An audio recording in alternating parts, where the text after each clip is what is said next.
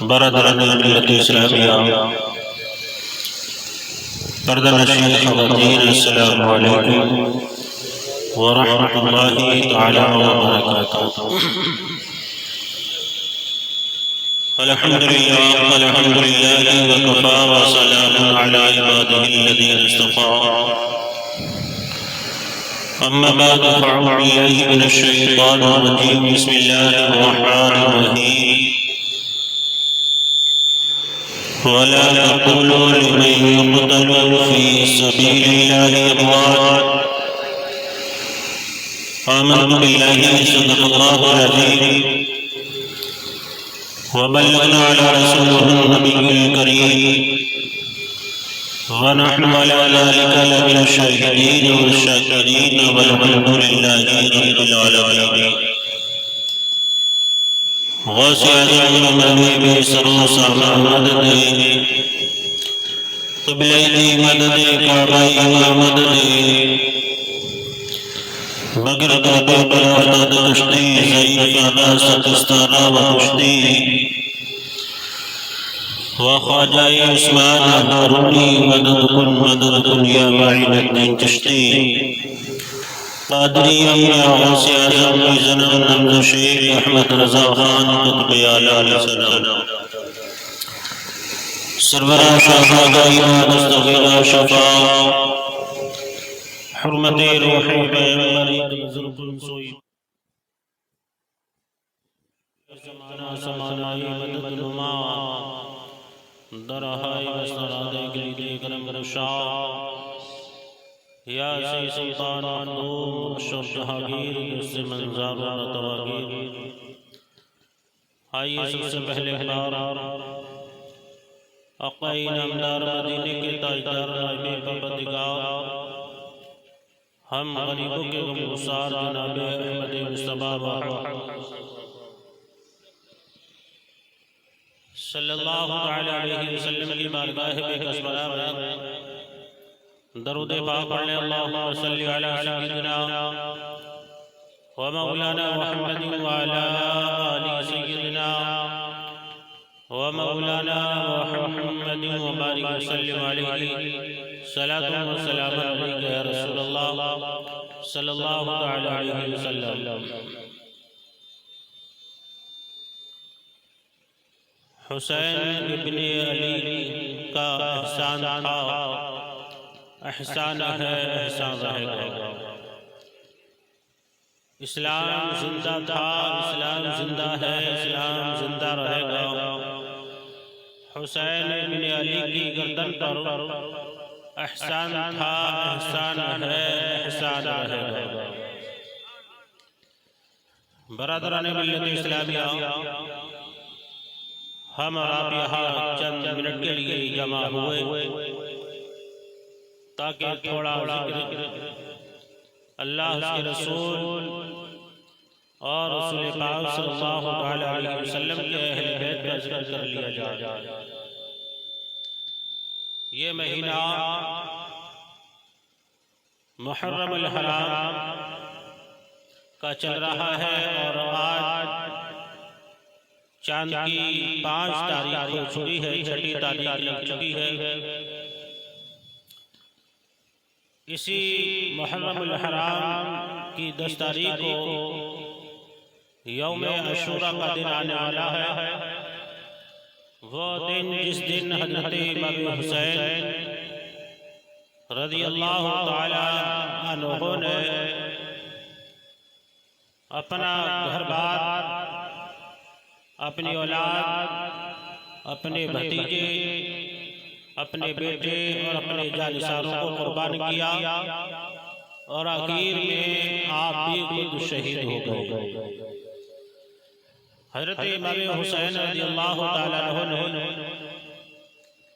अपने औलाद को कुर्बान किया सिर्फ अल्लाह ताला की रज़ा के लिए, दीन को बचाने के लिए। भतीजों को कुर्बान किया अल्लाह की रज़ा के लिए, दीन को बचाने के लिए। और आपके जो निसार शहीद हुए वो भी आपकी मोहब्बत में फी सबीलिल्लाह, अल्लाह के रास्ते में कत्ल हो गए और वो शहीद हो गए। जब हज़रत इमाम हुसैन रज़ियल्लाहु ताला अन्हु से बैत, यजीद ने जब बैत मांगी थी कि आप मेरे हाथों पर बैत हो जाए, इसलिए कि इमाम हुसैन रज़ियल्लाहु ताला अन्हु बड़े खानदान से थे और रसूल के अहले बैत, रसूल पाक सल्लल्लाहु ताला अलैहि वसल्लम के नवासे थे।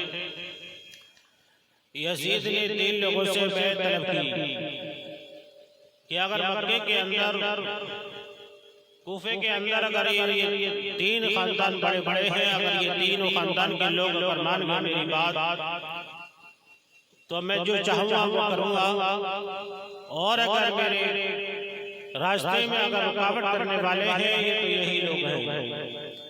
सबसे पहले उसने बैत तलब की हज़रत अब्दुल्लाह इब्न उमर से, हज़रत अब्दुल्लाह इब्न ज़ुबैर से और इमाम हुसैन रज़ियल्लाहु ताला अन्हु से। जब यजीद ने इन तीनों के लिए कहा कि आप मेरे हाथों पर बैत हो जाए और मेरे हुक्म पर अमल करें, जो मैं चाहूँ करो और जो मैं चाहूँगा वो करूँगा, आप उस पर राज़ी रहे। तो बड़े खानदान थे, बड़े लोगों की बड़ी शान हज़रत इमाम हुसैन रज़ियल्लाहु ताला अन्हु ने जब उसके अल्फाज सुने तो आपने साफ साफ इनकार कर दिया, और हज़रत अब्दुल्लाह इब्न उमर ने भी इनकार कर दिया, और हज़रत अब्दुल्लाह इब्न ज़ुबैर रज़ियल्लाहु ताला अन्हु यानी इन तीनों लोगों ने कर दिया कि हम हरगिज़ यजीद के हाथों पर बैत नहीं करेंगे, इसलिए कि एक यजीद फासिक और फाजिर इंसान है, हम उसके हाथों पर बैत करने के लिए तैयार नहीं है।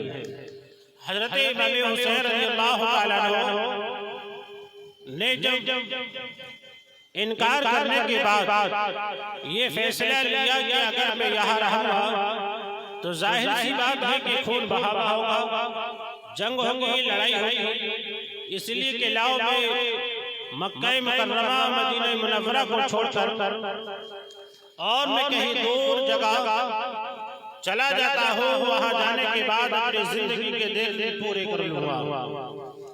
हज़रत इमाम हुसैन रज़ियल्लाहु ताला अन्हु मदीना मुनव्वरा में हाज़िर हुए, रसूल पाक सल्लल्लाहु अलैहि वसल्लम के रोज़े पर हाज़िर हुए, रसूल पाक सल्लल्लाहु अलैहि वसल्लम से इजाज़त तलब की और अपने खानदान को तैयार किया कि चलो यहाँ से चलते हैं, अगर यहाँ रहेंगे तो ये यजीद हमें मजबूर करेगा बैत करने के लिए, हम किसी हाल में भी बैत करने के लिए तैयार ना होंगे, और अगर हम जब इनकार करेंगे तो ये लड़ने के लिए कहेगा, आखिरकार खून बहावा होगा, जंग होगी। हम ये नहीं चाहते कि आखिरकार खून बहावा हो, हम ये चाहते हैं कि मजहब इस्लाम की तबलीग करते रहें, मजहब इस्लाम को पालते रहें और मजहब इस्लाम की रोशनी को बढ़ाते रहें।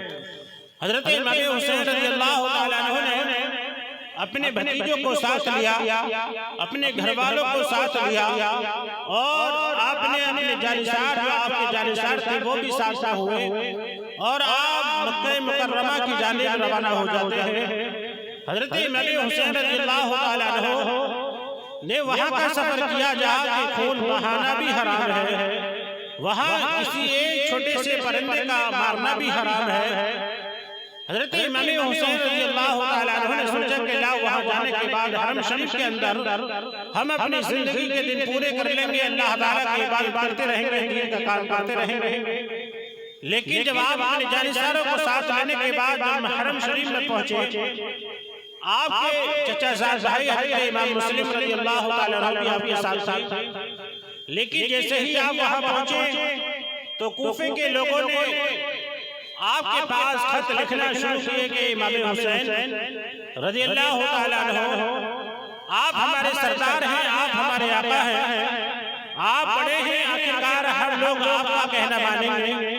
यजीद एक फासिक और फाजिर इंसान है, उसके हुक्म पर हम अमल नहीं करेंगे, लिहाजा आप दोबारा कूफे तशरीफ ले आइए और अब हम आपके हाथों पर बैत करेंगे, हम आपका साथ देंगे। तो हज़रत इमाम हुसैन रज़ियल्लाहु ताला अन्हु के पास कूफे कूफे से एक रिवायत में आता है कि 150 खत पहुंचे थे, और एक रिवायत में आता है कि आपके पास 200 के आसपास खत पहुंचे थे, और उस खतों के उस चिट्ठी के अंदर ये अल्फाज लिखे हुए थे कि इमाम हुसैन अगर आप वापस नहीं आए यहाँ तो हमें मजबूरन यजीद की बैत करना होगी, एक फासिक और फाजिर के हाथों पर हाथ हमें देना होगा, हमें उसके हुक्म पर अमल करना होगा। लिहाजा हम ये नहीं चाहते कि एक फासिक और फाजिर के हाथ देने के बाद उसके हुक्म पर अमल करना पड़े। और इमाम हुसैन अगर आप यहाँ वापस तशरीफ नहीं लाए तो आखिरकार जब हमें मजबूरन यजीद की बैत करना होगी, और जब क़यामत के दिन अल्लाह के रसूल सल्लल्लाहु अलैहि वसल्लम जब हमसे ये पूछेंगे कि यजीद एक कूफे के लोगों आखिरकार तुमने मेरे नवासी को छोड़ने के बाद एक फासिक और फाजिर के हाथ पर बैत क्यों की थी, तो कल हम रसूल पाक सल्लल्लाहु अलैहि वसल्लम को यही जवाब देंगे कि या रसूल अल्लाह सल्लल्लाहु अलैहि वसल्लम, हमने तो इमाम हुसैन को बुलाया था, हमने तो खत भी लिख कर भेजे थे, हमने तो हर तरीके से आपको बुलाना चाहा, लेकिन इमाम हुसैन जब नहीं आए तो हमें मजबूरन यजीद के हाथों पर बैत करना पड़ी। जब हजरत इमाम हुसैन रज़ियल्लाहु ताला अन्हु ने जब इस तरह के खत और इस तरह की जब चिट्ठियों को पढ़ा और जब देखा तो सोचने पर मजबूर हो गए, बोले करना क्या चाहिए, अगर इस तरीके से अगर ये लोग चिट्ठी लिखकर भेज रहे हैं तो वाकई ये लोग वफादार नजर आ रहे हैं, ये अहले बैत से मोहब्बत करते हुए नजर आ रहे हैं, ये अल्लाह के रसूल सल्लल्लाहु अलैहि वसल्लम के नवासे का चहीते नजर आ रहे हैं। हजरत इमाम हुसैन रज़ियल्लाहु अन्हु ने अपने साथियों में और जानिसारों में मशवरा किया कि मेरे साथियों इस तरह से कूफे से चिट्ठी आ रही है, खत आ रहे हैं, आखिरकार ये बताओ तुम्हारा क्या मशवरा है, तुम क्या चाहते हो, क्या दोबारा वही चले या किसी को नायब बनाकर भेजा जाए। तो आप सारे साथियों ने कहा इमाम हुसैन रज़ियल्लाहु ताला अन्हु कि आप हमारे बड़े हैं, जैसे आप मशवरे को पसंद करें वैसे चाहे। तो हजरत इमाम हुसैन रज़ियल्लाहु ताला अन्हु ने इरशाद फरमाया, ए मेरे जानिसारों ए वफादारों, फिर एक काम करते हैं कि हम और आप सब मिलने के बाद एक नायब बनाकर एक शख्स को भेजा जाए। हजरत इमाम मुस्लिम रज़ियल्लाहु ताला अन्हु को नायब बनाकर भेजा गया, और इमाम हुसैन रज़ियल्लाहु ताला अन्हु ने उसका एक खत लिखा, और खत लिखने के बाद हजरत इमाम मुस्लिम को दिया, और देने के बाद कहा कि इमाम मुस्लिम जाओ, मैं तुम्हें अपना नायब बनाकर भेज रहा हूँ, अगर वाकई कूफे के लोग अगर तुम्हारा साथ दें तो दोबारा तुम मुझे एक खत लिख देना, मैं भी तुम्हारे पीछे पीछे तशरीफ ले आऊँगा, और अगर वहाँ के लोग दगाबाजी या वफादार बेवफाई का अगर आपके साथ करें तो आप दोबारा यहाँ तशरीफ ले आना। हजरत इमाम मुस्लिम रज़ियल्लाहु ताला अन्हु को तैयार किया, हजरत इमाम मुस्लिम रज़ियल्लाहु ताला अन्हु भी तैयार हो गए, और हजरत इमाम हुसैन ने खत लिखा। उस खत के अंदर ये अल्फाज लिखे थे कि एक कूफे के लोगों, मैं अपना नायब बनाकर हजरत इमाम मुस्लिम को भेज रहा हूँ तुम्हारी जानिब, अगर तुम सारे लोग अगर मेरे भाई इमाम मुस्लिम का अगर साथ दोगे तो मैं भी पीछे से तशरीफ ले आऊँगा। वो खत दिया और हजरत इमाम मुस्लिम रज़ियल्लाहु ताला अन्हु को रवाना कर दिया। जब हजरत इमाम मुस्लिम रज़ियल्लाहु ताला अन्हु जब कूफे की जामा मस्जिद में पहुंचे, और जब कूफे के लोगों को पता चला कि इमाम हुसैन के नायब बनकर हजरत इमाम मुस्लिम आए हैं, तो कूफे के लोग सारे लोग साथ देना शुरू कर देते हैं। यहाँ तक कि जब जैसे ही इमाम मुस्लिम वहां पहुंचे तो थोड़े लोग हुए, जैसे पता चलता गया वैसे ही लोग जुड़ते गए, यहाँ तक कि 40,000 आदमी आपका साथ दे चुके हैं। जब हजरत इमाम मुस्लिम रज़ियल्लाहु ताला अन्हु ने जब ये सोचा कि आखिरकार मैं नायब बनकर आया हूँ और 40,000 आदमी हमारा साथ दे चुके हैं, तो लाओ मैं अपने भाई हजरत इमाम हुसैन को भी खत लिख देता हूँ, ताकि मेरे भाई जब इमाम हुसैन जब यहाँ तशरीफ लाएंगे तो फिर कूफे के लोग और ज़्यादा साथ देंगे। हजरत इमाम मुस्लिम रज़ियल्लाहु ताला अन्हु ने खत लिखा कि भाई इमाम हुसैन, कूफे के लोग साथ दे रहे हैं, आखिरकार आप भी यहाँ तशरीफ ले आइए, मैं एक खत लिख कर आपकी जानिब भेज रहा हूँ, एक कासिद को भेज रहा हूँ, हजरत इमाम मुस्लिम रजी अल्लाह ताला अन्हु ने उधर खत लिखने के बाद हजरत इमाम हुसैन को बुलाने के लिए और एक कासिद को रवाना किया। उधर यजीद के दरबार में जब पता चला कि इमाम हुसैन के नाइब बनकर हजरत इमाम मुस्लिम आए हैं और हुकूमत हमारी अब यजीद की गड़बड़ी हो जाएगी, यानी खतरे में आ जाएगी, आखिरकार किसी तरकीब से इसको तोड़ा जाए, इसको खराब किया जाए। तो यजीद ने जो बसरा का गवर्नर था, जो कूफे का गवर्नर था, उसको हुक्म दिया कि अब्दुल्ला इब्न ज़ियाद तो कूफे का गवर्नर है, आखिरकार मैं तुझे बसरा का भी गवर्नर बना दूंगा, लेकिन जो लोग हजरत इमाम मुस्लिम का साथ दे रहे हैं उन लोगों को किसी तरकीब से उनको गिरफ्तार करवाओ और उन लोगों से ये कहो कि इमाम हुसैन और इमाम मुस्लिम का साथ ना दे बल्कि यजीद का साथ दे। जब अब्दुल्ला इब्न ज़ियाद को जब ये पता चला कि जब एक कूफे का गवर्नर हो तो बसरा का भी गवर्नर हुकूमत मिल जाएगी, तो आखिरकार उसने जो है बढ़ चढ़ के और काम किया। उसने पुलिस वालों को भेजा और भेजने के बाद में कि जाओ किसी तरकीब से हजरत इमाम मुस्लिम का जो 7 लोग दे रहे उन लोगों को गिरफ्तार करो और इमाम मुस्लिम को भी गिरफ्तार करवाओ। जब हजरत इमाम हुसैन रज़ी अल्लाह ताला अन्हु की जानिब को जब वो खत पहुंचा, इधर यजीद की जब फौज आई, लोगों को बड़े बड़े लोगों को, बड़े बड़े खानदान के लोगों को गिरफ्तार किया और कुछ को डराया धमकाया और सारे लोगों को दारुल इमारत के अंदर बंद कर दिया। जब सुबह को नमाज फजर हजरत इमाम मुस्लिम ने जब पढ़ाई थी तो 40,000 आदमी आपके साथ था, और जब शाम को आपने मगरिब की नमाज जब पढ़ाई थी तो कुल आपके पीछे 500 आदमी बाकी बचे थे। सारे लोग डर के मारे भाग गए। और जब नमाज इशा हजरत इमाम मुस्लिम ने पढ़ाई थी तो 500 के 500 आदमी भी जमात में ही गायब हो गए। नमाज इशा जब अदा कराई तो सिर्फ इमाम मुस्लिम ने जब 4 रकात पूरी करने के बाद जब सलाम फेरा है तो अकेले तने तनहा सिर्फ हजरत इमाम मुस्लिम बाकी रहे। और सलाम फेरने के बाद जब देखा कि कूफे के लोगों ने तो हमारे साथ बेवफाई की, हजरत इमाम मुस्लिम कश्मकश पड़ गए, अब तो मेरे भाई इमाम हुसैन भी आते होंगे। और जब नमाज इशा पढ़ने के बाद जब कूफे की गलियों में हजरत इमाम मुस्लिम निकलते हैं तो हर एक का दरवाजा बंद नजर आता है। कहीं इमाम मुस्लिम हमारे घर में ना जाए, कहीं यजीद की फौज हमारे घर में ना जाए। कोई भी शख्स हजरत इमाम मुस्लिम को अपने घर में बिठाने के लिए तैयार नहीं था। इतना डर और इतना खौफ हुआ। अब हजरत इमाम मुस्लिम सोच रहे हैं कि अब तो मेरे भाई इमाम हुसैन भी आते होंगे, अब क्या होगा। तो अहले बैत से मोहब्बत करने वाली एक ज़ईफा, उसने जब ये देखा कि कूफे के लोगों ने खत और चिट्ठी लिखने के बाद इमाम मुस्लिम को बुलाया, इमाम हुसैन को बुलाना चाहते रहे थे ये लोग, लेकिन साथ दिया, लेकिन डर के मारे ये डर गए यजीद से और ये कांप उठे और ये सारे लोग साथ छोड़ दिया इन्होंने। तो आखिरकार अब क्या होगा।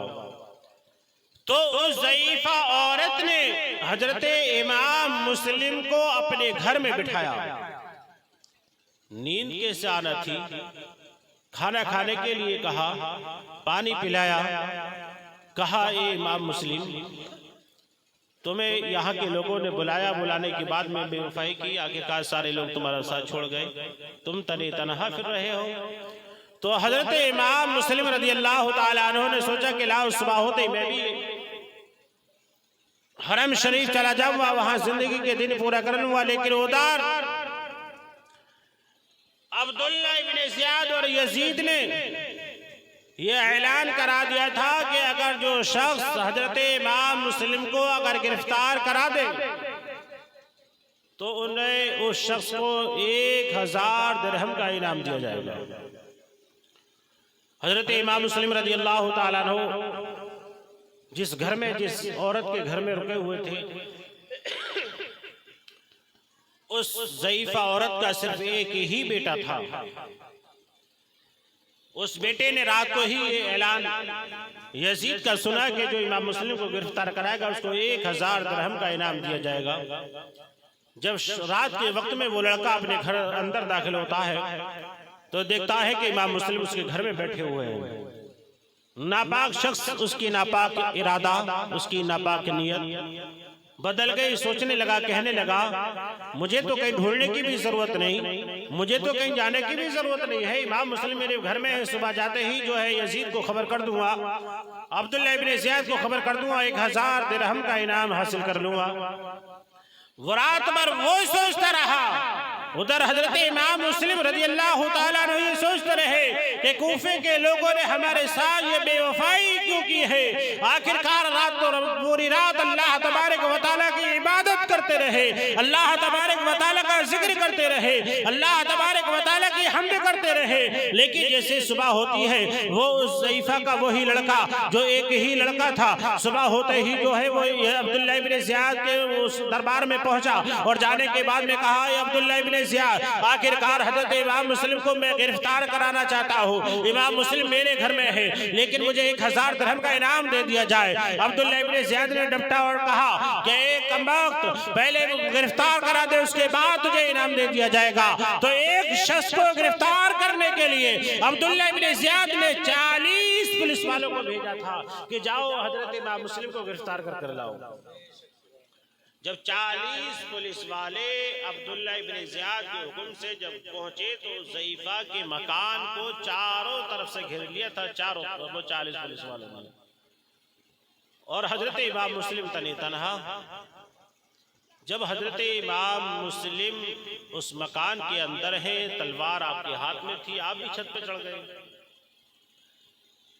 अल्लाह तबारक व तआला के नेक बंदों की ये शान हुआ करती है कि एक शख्स 10 आदमियों पे हावी हो जाता है। लेकिन वो 40 ये सोच रहे थे कि हम 40 पुलिस वाले हैं, आखिरकार हम तो अकेला इंसान है, इसको गिरफ्तार करके ले जाएंगे। राजी राजी का जबरिया। तो हजरत इमाम मुस्लिम के साथ उन पुलिस वालों ने जबरदस्ती की, कहा कि इमाम मुस्लिम चलो, हम तुम्हें गिरफ्तार करने के लिए आए हैं। आखिरकार अब्दुल्लाह इब्ने ज़ियाद और यजीद का हुक्म है कि तुम्हें गिरफ्तार कर लिया जाए। तो हजरत इमाम मुस्लिम ने उन पुलिस वालों ने से कहा था कि अल्लाह के बंदो, ये बताओ हमारा कोई कसूर, हमारी कोई गलती, किस बिना पे हमें गिरफ्तार किया जाएगा?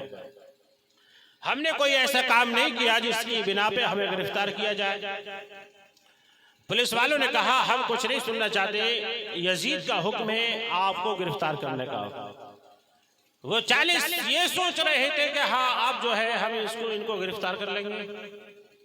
लेकिन उन 40 लोगों ने, 40 पुलिस वालों ने हजरत इमाम मुस्लिम की जानिब जब चंद तीर बरसाना शुरू किए तो हजरत इमाम मुस्लिम ने भी अपनी तलवार चलाना शुरू की। हजरत इमाम मुस्लिम का एक दांत सबसे पहले जब शहीद हुआ तो आपने उसी ज़ईफ़ा से, जिस औरत के घर में थे आप, उसी औरत से पानी मांगा कि माँ लाओ थोड़ा सा पानी पिला दो ताकि मैं इन 40 का मुकाबला कर सकूं। वो ज़ईफ़ा अहले बैत से मोहब्बत करने वाली थी, वो पनाह देने वाली थी, वो अहले बैत के मर्तबे को और मकाम को जानती थी। उस ज़ईफ़ा ने फ़ौरन से पहले हजरत इमाम मुस्लिम को एक कांसे में पानी दिया और हजरत इमाम मुस्लिम रज़ियल्लाहु ताला अन्हु ने जैसे ही वो पानी मुंह के करीब लगाया, पीना चाहा, तो जो दांत आपका शहीद हुआ था, आपके मुंह से खून बह रहा था, वो खून जब आप उस पानी में गया तो आपने सोचा कि अब हो सकता है कि हमारी किस्मत में दुनिया का पानी ना हो। आपने उस पानी को फेंक दिया और 40 से मुकाबला करते रहे।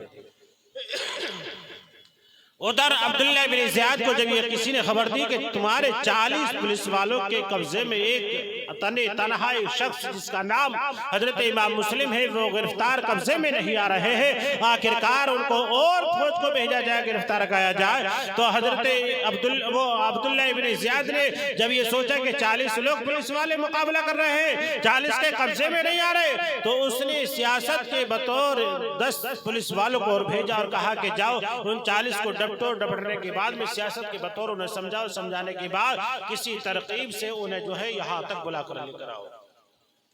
जब वो अब्दुल्लाह इब्ने ज़ियाद के जब 10 पुलिस वाले और आए, उन्होंने उन 40 को डपटा और कहा तो तुम्हें लड़ने के लिए भेजा था या गिरफ्तार करने के लिए भेजा था, और जब तुम्हारे अंदर इतनी ताकत और कुव्वत नहीं तो फिर लड़ने के लिए क्यों तैयार हो गए? उन 40 पुलिस वालों ने कहा कि इमाम मुस्लिम, ये बेवकूफ आदमी है जो आपसे लड़ रहे हैं। आखिरकार लड़ना नहीं चाहते, अब्दुल्ला इब्न ज़ियाद भी लड़ना नहीं चाहता, यजीद भी लड़ना नहीं चाहता, लेकिन उन्हें आपको दारुल इमारत में बुलाया है कि जाओ इमाम मुस्लिम को हमारे पास बुलाकर लेकर आओ, ताकि हमारे उनके दरमियान कोई सुलह का रास्ता निकल जाए, ताकि हम और आपस में लड़ाई झगड़ा ना हो। तो हजरत इमाम मुस्लिम ने कहा, हम भी यही चाहते हैं, हम लड़ने के लिए नहीं आए हैं। हजरत इमाम मुस्लिम ने कहा कि चलो, अगर बैठ के बात करने की बात है तो हम बैठ के बात करने के लिए तैयार हैं, हम लड़ने के लिए नहीं आए हैं। हमें तो कूफे के लोगों ने बुलाया है, तो बुलाने पर आए हैं। तो एक रिवायत में लिखा है कि अब्दुल्ला इब्न ज़ियाद और यजीद ने दज्जालों को दो एक नंगी तलवार लेकर जो दारुल इमारत का मेन गेट था, उस पर एक को इधर एक को इधर खड़ा कर दिया था, और उन्हें हुक्म दिया था कि जैसे ही इमाम मुस्लिम अंदर दाखिल हो वैसे ही उन्हें शहीद कर देना। एक किताब में यह भी लिखा है कि वाक़ायदा अब्दुल्ला इब्न ज़ियाद ने हजरत इमाम मुस्लिम से बैठकर बात की थी कि इमाम मुस्लिम, जो तुम कहोगे वो तुम्हारी बात रखी जाएगी, सुनी जाएगी, लेकिन तुम यजीद के हाथों पर बैत कर लो। अगर तुम्हें दारुल इमारत पे अगर हुकूमत करना है तो हुकूमत देने के लिए तैयार कूफे के, अगर तुम्हें गवर्नर बनना मंजूर हो तो कूफे का गवर्नर बनाने के लिए तैयार है, अगर बसरा का गवर्नर बनना चाहते हो तो बसरा का गवर्नर बना देंगे, लेकिन तुम यजीद के हाथों पर बैत कर लो, तुम भी कर लो और अपने भाई इमाम हुसैन से भी करा दो। लेकिन हजरत इमाम मुस्लिम ने ये अल्फाज दारुल इमारत के अंदर बैठ के अब्दुल्ला इब्न ज़ियाद के सामने और उसके मुंह पर ये अल्फाज मारे कि अब्दुल्ला इब्न ज़ियाद, ये हुकूमत, ये गवर्नरी हम इसलिए नहीं आए हैं, हम तो रसूलुल्लाह का जो दीन है उस दीन को फैलाने के लिए आए हैं। आखिरकार हम यहाँ लड़ने के लिए नहीं आए हैं, यहाँ कूफे के लोगों ने हमें बुलाया था, हम इसलिए आए हैं, लेकिन हम लड़ने के लिए नहीं आए हैं। आखिरकार हम बैठ करने के लिए तैयार नहीं है, हम किसी हाल में बैठ नहीं करेंगे, अगर जो तुम्हें करना है वो करो।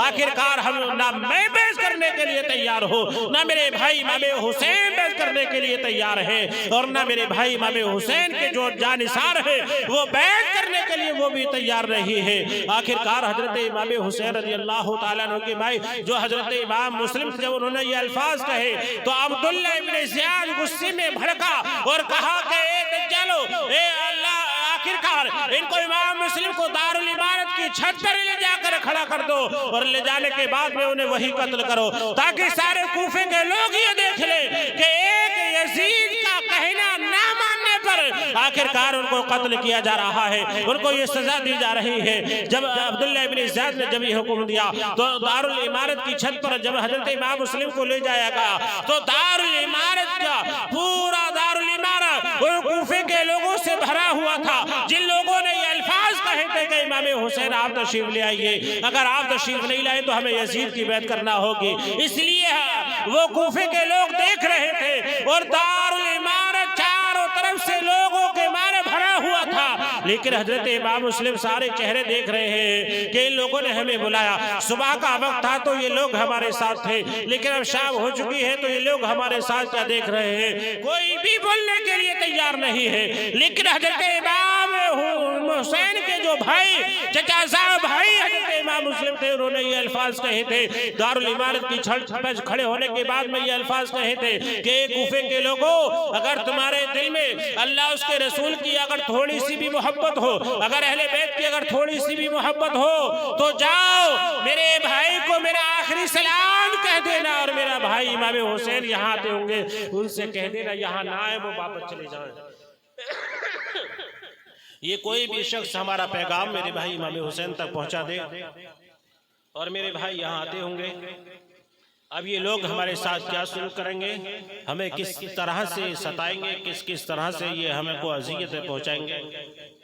हजरत इमाम मुस्लिम रज़ी अल्लाह ताला अन्हु ने जब ये बातें कही और कहने के बाद में कहा, और जो मक्के की जानिब से जो रास्ता कूफे की जानिब आ रहा था उस रास्ते की जानिब आपने निगाह की कि कहीं मेरे भाई इमाम हुसैन आते होंगे तो आखिरी उनका दीदार हो जाए और आखिरी सलाम आपने पेश किया कि इमाम हुसैन, आज तुम्हारा भाई सिर्फ तुम्हारे नाम पर अल्लाह की रज़ा के लिए अपने जिस्म को कुर्बान कर रहा है। आखिरकार ए मेरे भाई, मेरा आखिरी सलाम ले लेना। जब हजरत इमाम मुस्लिम ने ये अल्फाज कहे तो जल्लादों ने हजरत इमाम मुस्लिम को दारुल इमारत की छत पर खड़े होने के बाद में आपको शहीद किया था। इन्ना लिल्लाहि व इन्ना इलैहि राजिऊन। उस वक्त हजरत इमाम में हुसैन रज़ी अल्लाह तआला अन्हु कूफे से चंद मील दूरी पर थे, बड़े खुशी के साथ और अपने जानिसारों के साथ, छोटे छोटे मासूम बच्चों के साथ और अपने भतीजे, अपने बेटों के साथ आप कूफे की जानिब आ रहे थे। लेकिन उधर हजरत इमाम मुस्लिम को शहीद किया। उधर अब्दुल्लाह इब्न ज़ियाद और यजीद ने 4000 फौज को भेजा कि जाओ इनके भाई इमाम हुसैन को भी गिरफ्तार कर लेकर आओ। जब वो 4000 फौज जब वहां पहुंची, जंगलों में और पहाड़ियों में जब भेजा और भेजने के बाद में हुक्म दिया था कि कहीं भी अगर इमाम हुसैन मिल जाएं तो उन्हें एक मैदान में रखना, उन्हें किसी पहाड़ की खो में न जाने देना और उन्हें एक जगह पर रोक लेना और उनसे जाने के बाद यही कहना कि उनसे कहो कि तुम्हारे भाई इमाम मुस्लिम को शहीद कर दिया गया है। आखिरकार अगर आप शहीद होना ना चाहते हैं तो आप भी बैत हो जाएं।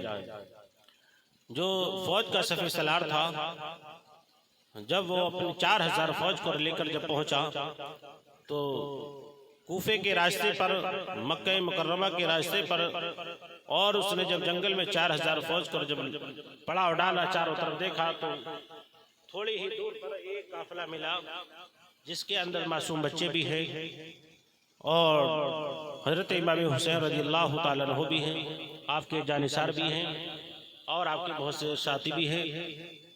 उस फौज ने चारों जानिब से आपको घेरा और घेरने के बाद में कहा, ए इमाम हुसैन, आप भी बैत कर लें और अगर आप बैत से इनकार करते हैं तो आप लड़ने के लिए तैयार हो जाइए, इसलिए कि आपके भाई को शहीद कर दिया गया है।